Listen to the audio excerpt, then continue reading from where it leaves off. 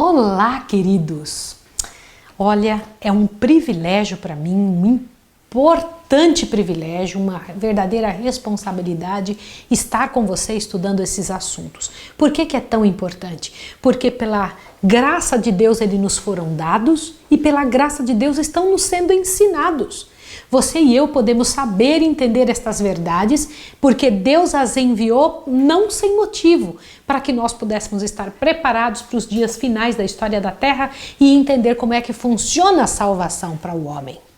O que eu vou falar hoje com você é algo muito importante, muito sério e vai fazer uma expansão na sua cabeça.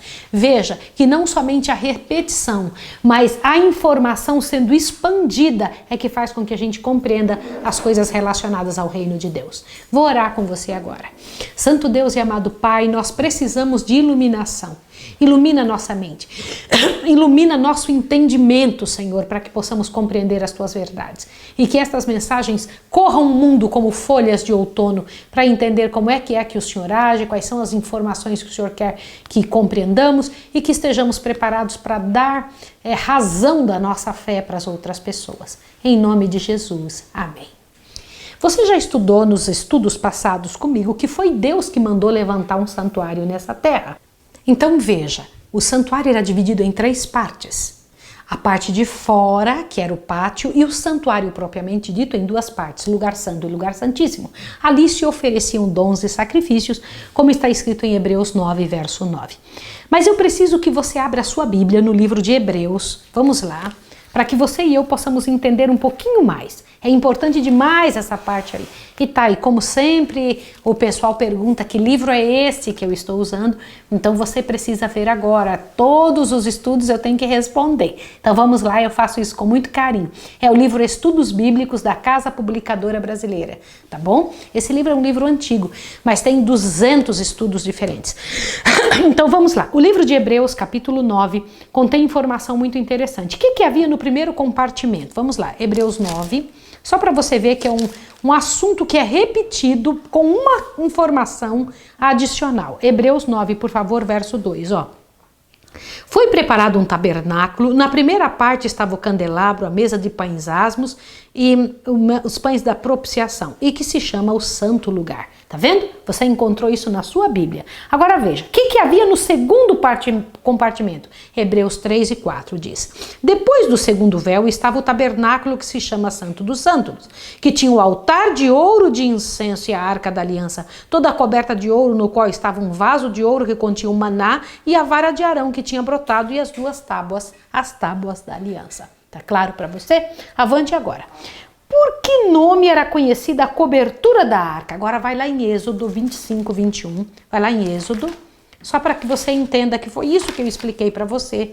Êxodo 25, como eu tive que explicar muita coisa, na verdade esses estudos levam muitos dias e eu estou tentando te explicar só em 3 vezes, para que fique gravado na sua cabeça. Êxodo 25, verso 21 diz assim: porás o propiciatório em cima da arca, a tampa da arca da aliança chama propiciatório, e dentro dela porás os testemunhos que eu te darei, tá bom? Então essa é a resposta. Onde Deus devia encontrar-se com o povo de Israel? Êxodo 25, 22, olha lá.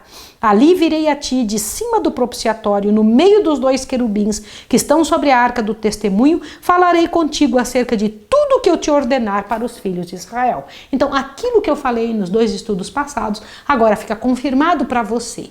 No entanto, existem algumas outras coisas que você precisa compreender. O que havia na arca sob o propiciatório? O que havia dentro da arca? Deuteronômio 10, vamos lá. Deuteronômio capítulo 10. Deuteronômio é um livro muito claro também, com coisas muito especiais. Durante esses estudos que nós vamos fazer, eu vou dar uma pincelada para você em todos os livros da Bíblia, combinado? Assim você fica situado, você vai entender quando começa e quando termina certas histórias, aonde está Moisés, em que lugar está Noé, para onde foi Davi, você vai poder entender direitinho dentro da linha do tempo, tá? Então vai lá, Deuteronômio capítulo 10, verso 4 e 5, diz assim: então o Senhor escreveu as tábuas conforme as primeiras escrituras, os 10 mandamentos, que ele vos falara no dia da congregação, no monte, no meio do fogo, e o Senhor os entregou a mim. Desci do monte e depositei as tábuas na arca que fizera, e ali estão como o Senhor me ordenou. Aonde a tábua dos 10 mandamentos? Tinha que ficar dentro da arca, tá? Debaixo do propiciatório, tá? Quando oficiava o sacerdote no primeiro compartimento do santuário, agora começa o trabalho dos sacerdotes. Quando ele oficiava? Vai lá, por favor, Hebreus 9, verso 6. Vai lá. Eu tô assim, ó, segurando aqui o Velho Testamento e aqui o Novo. Lembra um pouco aqui, um pouco ali. Aliás, tudo que o Velho Testamento diz se confirma no Novo, tá? Hebreus 9, verso 6 começa explicando quando o sacerdote trabalhava.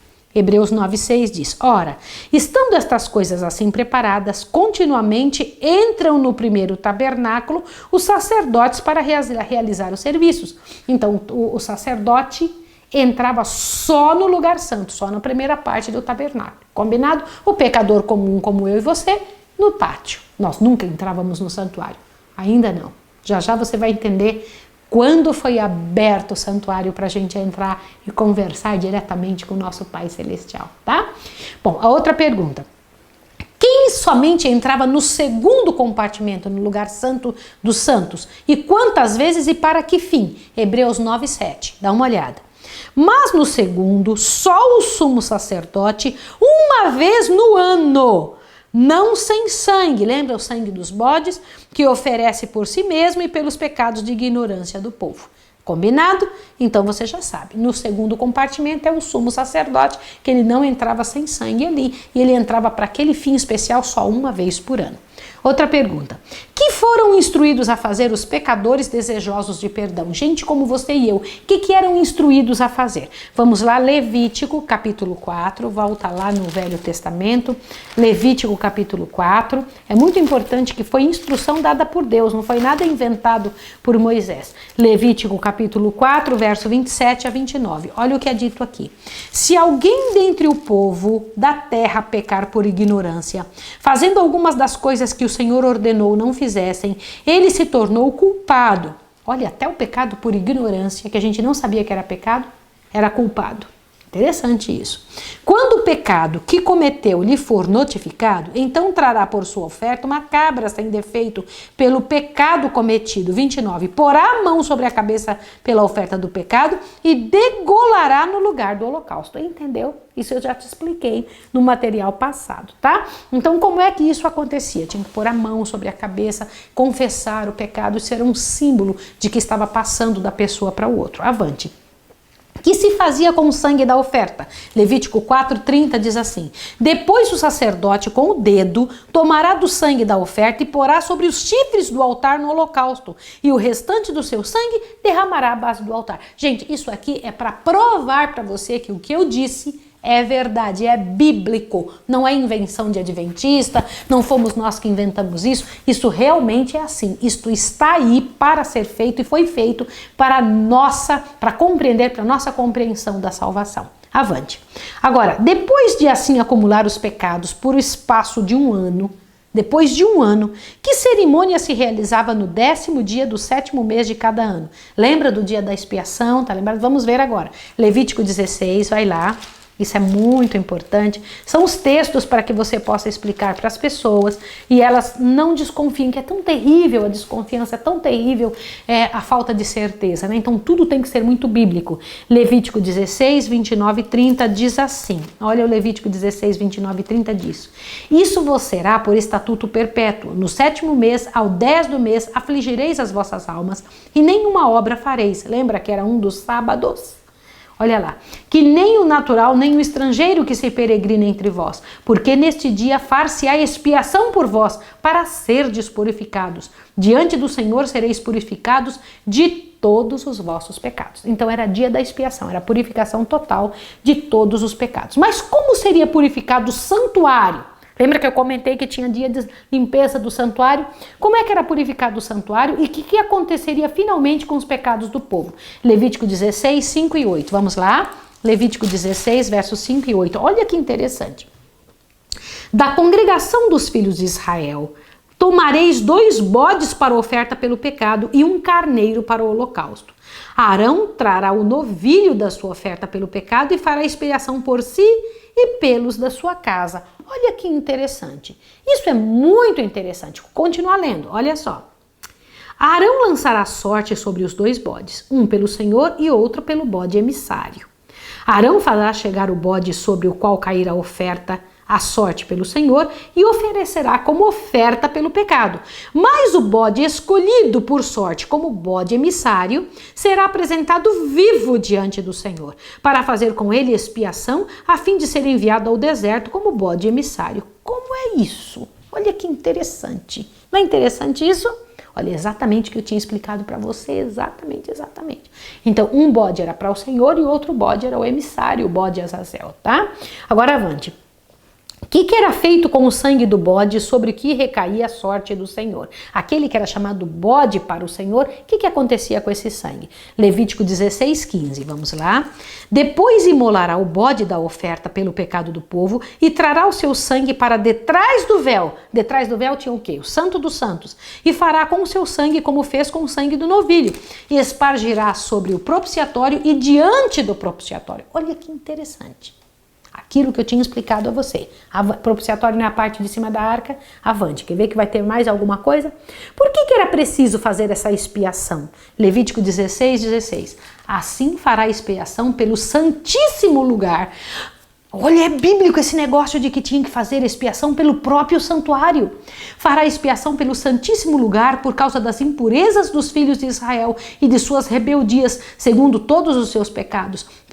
Procederá da mesma forma para com a tenda da congregação que está entre eles, no meio das suas impurezas. É muito sério. Vocês não têm ideia quão miserável é o pecado e quão sério é o pecado. E nós estamos envolvidos nisso todo o tempo. Avante. Agora observe o que mais. Depois de haver feito expiação pelo povo no lugar do Santíssimo, que fazia então o sumo sacerdote? Levítico 16, 20 e 21. Olha o que diz aqui. Terminada a purificação do Santíssimo Lugar, da tenda da congregação e do altar, Arão trará o bode vivo. Lembra aquele bode que não tinha morrido? Aquele bode que era um bode emissário? Olha o que diz. Porá ambas as mãos sobre a cabeça do bode vivo, e sobre ele confessará todas as iniquidades do filho de Israel e todos os seus pecados, fazendo assim cair sobre a cabeça do bode os pecados. E o enviará ao deserto pela mão de um homem designado para isso. O bode levará sobre si todas as iniquidades deles para a terra solitária, e o homem soltará o bode no deserto. Olha ali, ó. Vixa que interessante. Não é interessante isso? É muito importante. Quando eu vejo isso, eu fico com meu coração ali apreensivo, porque Deus é muito detalhista. E o que aconteceria finalmente com os pecados do povo? Levítico 16, 22. Olha lá. O bode levará sobre si todas as iniquidades deles para a terra solitária, e o homem soltará o bode no deserto. Então, os pecados olha aqui, porque você tem que entender uma coisa muito séria. A parte que é do homem, Deus perdoa. A parte que é de Satanás não tem perdão. Ele tem que receber ela de volta. Por isso que ele vai morrer, ele com seus anjos. Por isso é que todas as pessoas também que não fizerem a troca com Jesus terão que morrer. Não é Satanás que vai levar a culpa deles. Satanás pode levar a parte que ele ajudou a fazer. Você está entendendo? Mas não a parte da pessoa. Isso é muito sério. É muito sério isso. Avante. Que eram este santuário terrestre e sua série de cerimônias? O que era isso? Vai lá para Hebreus 9:9. Olha o que diz. Esta é uma parábola para o tempo presente, em que se oferecem tantos dons como sacrifícios, que quanto à consciência não pode aperfeiçoar aquele que presta o culto. Era uma parábola para o tempo presente. Era uma parábola para ensinar a quem? Olha isso daqui. Presta atenção, que coisa interessante. Este era uma situação para agora. Era uma situação que estava nos fazendo entender algo que viria. Avante. De que santuário ou tabernáculo é Cristo ministro? Cristo é sacerdote, aliás, ele é sumo sacerdote também. De que santuário ele é ministro? Por favor, olha que coisa bonita. Hebreus 8:2. Olha lá. Como ministro do santuário e do verdadeiro tabernáculo que o Senhor fundou e não o homem. Uau! Então existe um santuário que Deus fundou, não o homem, e que Cristo é então o sacerdote ali. Quando nós oramos para o céu, estas nossas orações vão para o lugar aonde Jesus está por nós, para fazer expiação por nós diante do Pai. Olha que coisa linda. Mais um pouco, agora você vai entender muita coisa linda. Avante. De que era somente um tipo o sangue de todos os sacrifícios da primitiva dispensação. Olha bem, eu quero Hebreus 9:12. Olha o que diz. E não por meio de sangue de bodes e de bezerros, mas por seu próprio sangue entrou nos santos dos santos uma vez por todas, havendo obtido eterna redenção. Como? É isso mesmo que você ouviu, glória ao nome de Jesus. Jesus, quando entra diante do Pai, entra com o seu próprio sangue a nosso favor. Ele não precisa de sangue de bodes, de animais, de nada. Ele vai com o seu próprio sangue diante do Senhor. Meu Pai, meu sangue, meu Pai, meu sangue por esse nome que pede, que clama pelo meu nome. Isso é tremendo, é por você e é por mim. Mais um pouco, avante. Por ocasião da morte de Cristo, que acontecimento miraculoso demonstrou haverem cessado o serviço sacerdotal e as cerimônias do santuário terrestre? Esse santuário que havia no povo de Israel acabou. Por que acabou? Dá uma olhadinha o que está escrito em Mateus 27.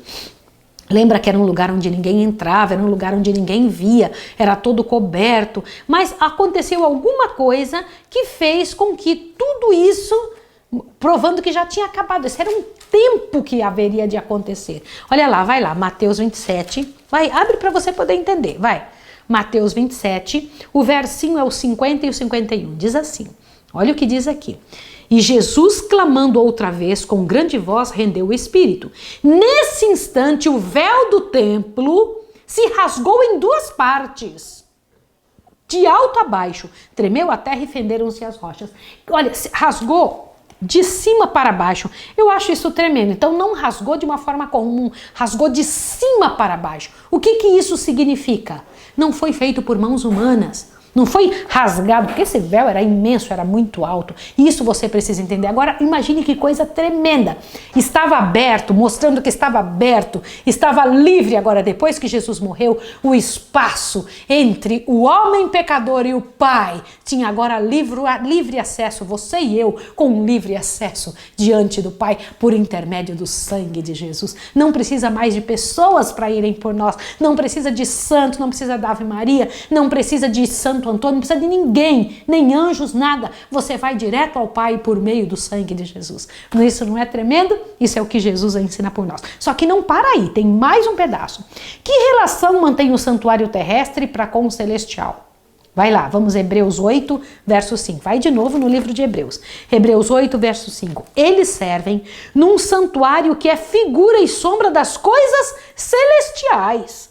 É por isso que Moisés divinamente foi avisado quando estava a construir o tabernáculo. Vê que faças tudo conforme o modelo que te foi mostrado no monte. O modelo que foi mostrado para Moisés era o modelo do que já tinha no céu. Esse santuário feito por mãos celestiais, a mão do Senhor. Glória ao nome de Deus. Por meio de que comparação se mostra que o santuário celestial será purificado? Como assim? Claro, para pensar comigo. Quando você e eu oramos ao Senhor e lançamos as nossas orações diante de Deus, falamos, Pai Santo, eu te peço perdão pelos meus pecados. Você se lembra que existem livros de registros no céu? Aquela cortina que separava um lugar do outro, onde ficava aspergido ali o sangue que continha a confissão da pessoa, é um símbolo dos livros do céu. Estes livros do céu, onde é registrado o que fazemos, são estes livros que são abertos no céu para ver quem somos e quem não somos. Você sabia disso? Ah, não sabia? Então abre correndo Apocalipse, dá uma olhadinha, que existem livros no céu, Apocalipse capítulo 20. Presta atenção que você vai ver agora, muito sério, para você entender o que acontece lá. Apocalipse 20, abriu? Olha só o que diz o verso 12. E vi os mortos, grandes e pequenos, que estavam diante do trono e abriram-se os livros. Abriu-se outro livro que é o da vida. E os mortos foram julgados pelas coisas que estavam escritas nos livros, segundo as suas obras. Então veja, os anjos de Deus, eles marcam o que fazemos, registram ali o que fazemos. Os anjos de Satanás também registram, mas um dia você vai entender por quê. Mas vamos entender os anjos de Deus. E este material é colocado diante de Deus como prova, não que Deus não saiba, O Senhor Deus sabe, mas isso é para que os anjos de todos os tempos, que todos os seres dos mundos não caídos, para que todas as criaturas de Deus entendam que houve um registro, mas também o Pai vai abrindo os livros, e ao abrir os livros, ele vê, esse pecado foi cometido, mas também foi pedido perdão. Os nossos pecados sujam o santuário de Deus no céu. Eu sei que você pode estar achando isso uma grandíssima surpresa, mas é verdade. Quando um pecado nosso é levado diante de Deus, você não tem ideia quanto o pecado é sério. Quando é levado um pecado diante de Deus, você sabe o que acontece? Esse pecado, assim como no santuário terrestre, era preciso limpar, o do céu também. Mas aonde está escrito isso na Bíblia? Você vai ver agora, essa é a pergunta. Dá uma olhadinha, Hebreus 9:23, dá uma olhada aqui. Era necessário, portanto, que as figuras das coisas que estão no céu se purificassem com tais sacrifícios, mas as próprias coisas celestes com sacrifícios superiores a esses. Então as coisas celestes também precisam ser purificadas? Sim, sim. Eu vou precisar te explicar uma coisa. Não é só aqui o seu coração e o meu que precisa de purificação. O pecado que manchou o céu também precisa ser purificado. O santuário de Deus precisa ser purificado. A purificação do santuário celeste. Olha outra pergunta. Ao terminar Cristo a sua obra mediadora no santuário celestial, que decreto será expedido? Um dia Jesus vai dizer basta. Quando ele disser isso, quando esse momento chegar, o que ele vai dizer? Apocalipse 22:11. Dá uma olhadinha no livro de Apocalipse, quando você começar a estudar comigo, você vai ficar muito impressionado. Quanta coisa vai se abrir na sua cabeça. Apocalipse 22:11 diz assim: quem é injusto, faça injustiça ainda. Quem está sujo, suje-se ainda. Quem é justo, faça justiça ainda. E quem é santo, santifique-se ainda mais. Olhe bem o que eu preciso te explicar. O Senhor Jesus está agora diante do Pai, lá no santuário celestial, como o sumo sacerdote estava aqui na terra diante de Deus. E o sumo sacerdote estava aqui fazendo esse trabalho de intermediação. Jesus é o nosso intermediário no céu. É o único que pode fazer isso, porque ele vai com seu próprio sangue, entendeu? Nenhum outro ser é capaz de ir na presença de Deus, porque não tem seu próprio sacrifício para ofertar. Sacrifício de homens não serve, tem que ser o sacrifício de Jesus, que é o único que faz diferença para mim e para você. E então, quando Jesus se apresenta diante do Pai, olha aqui o que você precisa entender. Isso daqui é uma parte importantíssima. Ele vai passando nome por nome, pecado cometido, e ali está o pedido de perdão. Ele, perdoado, Pai. Porque toda vez que nós pedimos perdão ao Pai em nome de Jesus. E em nome de Jesus é riscado aquele pecado lá do nosso livro e são apagados os pecados dali.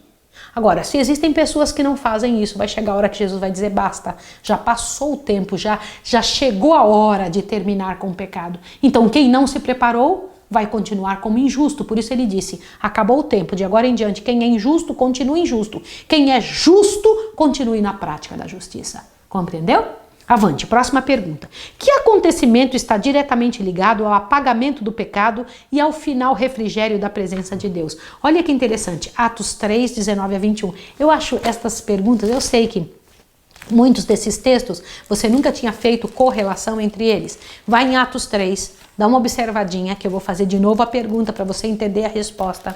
Atos 3, por favor, abra sua Bíblia no livro de Atos, capítulo 3. Vamos lá. Agora, observe que coisa, a pergunta é esta daqui, olhe bem. Que acontecimento está diretamente ligado ao apagamento do pecado e ao final refrigério na presença de Deus? Olha que coisa linda. Atos 3, 19 a 21. Está escrito assim. Atos 3, 19 a 21 diz assim: arrependei-vos, pois, e convertei-vos, para que sejam apagados os vossos pecados, e venham assim os tempos de refrigério pela presença do Senhor. E ele envia Jesus Cristo, que já dantes foi pregado. Convém que o céu o contenha até os tempos da restauração de tudo, dos quais Deus falou pela boca de todos os seus santos profetas desde o princípio. Veja, os apóstolos entendiam isso que eu estou explicando para você. Eles entendiam. Eu, infelizmente, tenho visto uma quantidade imensa de cristãos que não compreendem esta verdade e hoje você pode compreender. Louvado seja o nome de Deus. Só que ainda tem mais 4 perguntas. De conformidade com a visão do juízo apresentado a Daniel, que deverá ser dado a Cristo enquanto ele ainda estiver perante o Pai. Enquanto ele estiver perante o Pai vai dar algo para Jesus. O que é? Daniel 7, vai lá. Gente, eu tô doida para estudar com vocês o livro de Daniel e nós vamos estudar. Nós vamos estudar juntos, nós vamos ver juntos. Você vai ver que nunca mais ninguém vai te enganar. Olha, o que é que o Pai vai dar para Jesus quando ainda Jesus estiver na presença dele, antes de vir buscar os servos dele na terra, aqueles que seguiram a ele na terra. Daniel 7, dá uma olhadinha. O verso, olha lá, Daniel 7, verso 13 e 14, olha o que diz. Eu estava olhando nas minhas visões da noite e vi que vinha nas nuvens dos céus um como filho do homem. Ele se dirigiu ao ancião de dias. O ancião de dias é o nosso Pai, o Pai de Jesus. E o fizeram chegar até ele. Essa vinda aqui não é vinda de Jesus na terra. É quando Jesus é levado diante do Pai. Olha que coisa linda. E então o fizeram chegar até ele. Agora veja que lindo.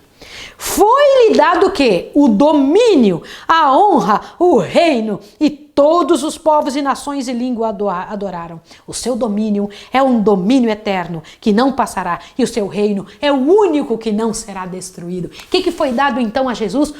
Todos os reinos da terra, tudo que existe, todos os reinos e todos os lugares foram dados a Jesus. O Pai deu isso antes de Jesus vir aqui nos buscar. Compreende isso? Isso foi visto por Daniel. Nós ainda vamos estudar. Vamos ver mais 3 perguntas ainda? Então, o que é? Olha, a pergunta que acontecerá quando o Senhor descer do céu? 1 Tessalonicenses 4, gente, tão bonito isso aqui. 1 Tessalonicenses 4, verso 16 a 18, diz assim: pois o mesmo Senhor descerá do céu com um grande brado, a voz do arcanjo, ao som da trombeta de Deus, e os que morreram em Cristo ressuscitarão primeiro. Lembra que eu já estudei isso com você? E avante. Depois nós, os que ficarmos vivos, seremos arrebatados juntamente com eles nas nuvens para o encontro do Senhor nos ares, e assim estaremos para sempre com o Senhor. Amém. Queridos, entendeu o que vai acontecer nessa hora? Isso é muito bonito. Eu ainda vou pincelar muitas coisas sobre isso com você, mas encha o seu coração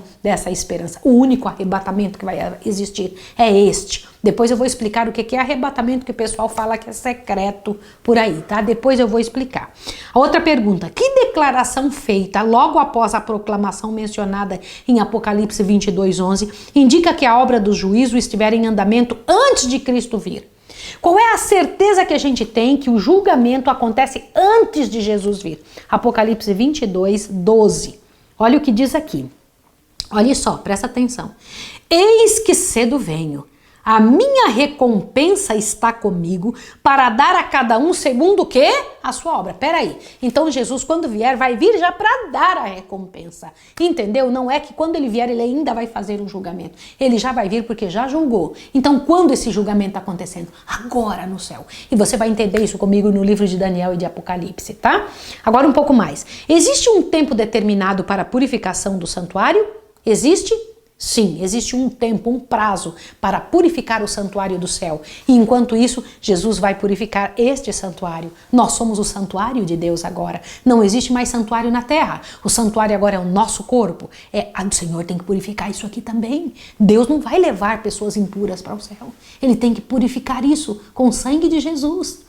Mas veja, por quanto tempo duraria? Dá uma olhadinha aqui, por favor. Existe um tempo determinado para a purificação do santuário? Daniel 8:17. Vamos lá?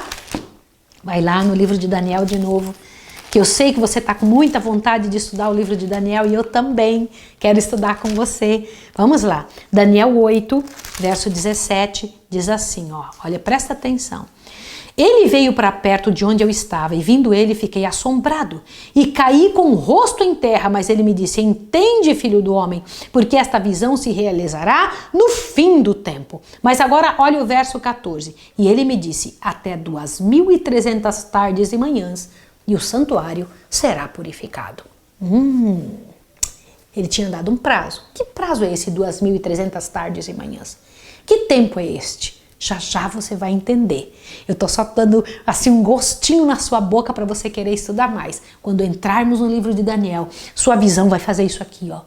Por isso que o diabo não quer que a gente estude profecias. O desejo do diabo é que você e eu não entendamos. Por isso que o pessoal diz que quem estuda profecias fica doido, quem estuda o Apocalipse fica ruim da cabeça, ficam inventando um monte de coisa que não é verdade. E você tem que estudar porque ali te dá toda a visão clara. Texto após texto, sem usar mais nada, só os textos da Bíblia. Como é possível saber-se que isso não se refere ao santuário terrestre? Esse 2.300 tardes de manhã o santuário será purificado. Como é que a gente sabe que isso não se refere ao santuário da terra? Dá uma olhadinha, por favor, Daniel 8:17. Vamos lá? Daniel 8:17 diz: Ele veio para perto de onde eu estava, e vindo ele, fiquei assombrado, e caí com o rosto em terra. Mas ele me disse: Entende, filho do homem, porque essa visão acontecerá, se realizará quando? No fim do tempo. Não, não tem santuário nenhum. O santuário acabou no ano 70, em Tito. Terminou o santuário ali. Que santuário seria esse, se não é o da terra? O próprio Hebreus diz que era um santuário no céu. Agora, eu preciso te mostrar isso em Hebreus. Vai lá. Vamos lá em Hebreus, volta lá no livro de Hebreus, que o último texto está lá. E eu quero que encha seu coração, para que você, pela graça e poder de Jesus, possa ficar com a mente clara, com a certeza disso. Hebreus, capítulo 9. E eu vou ler o último texto com você, depois eu vou orar por você. Vamos lá, Hebreus 9, verso 23 em diante. Era necessário, portanto, que as figuras das coisas que estão no céu se purificassem com tais sacrifícios, mas as próprias coisas celestiais com sacrifícios superiores a estes. 24 agora. Pois Cristo não entrou em santuário feito por mãos, figura do verdadeiro, porém no mesmo céu, para comparecer agora por nós diante de Deus. Santuário do céu. Era este santuário que seria purificado. E nós vamos entender melhor sobre isso. Eu quero que você fique em oração. Fique em oração. Precisamos estudar o livro de Daniel e Apocalipse dentro desses estudos para que possamos ter uma visão completa e você se torne um missionário explicador da mensagem de Deus, um professor das mensagens celestes. Vou orar com você agora. Senhor Deus dos exércitos, obrigada por limpar o santuário do céu, porque eu sei que um dia nenhum pecado restará na terra nem no céu em canto nenhum. E também, Senhor, porque eu sei que o Senhor, enquanto faz esse trabalho no céu, de purificação do santuário de lá, retirando de lá todos os pecados, fazendo esse juízo, o Senhor também está limpando o santuário da terra, que agora sou eu. Como disse em tua palavra, vós sois santuário do Espírito Santo. Imploro a ti que o Senhor faça o trabalho que precisa ser feito em mim e nessa pessoa que está ouvindo, em nome de Jesus. Amém. Que Deus abençoe você e até o próximo estudo.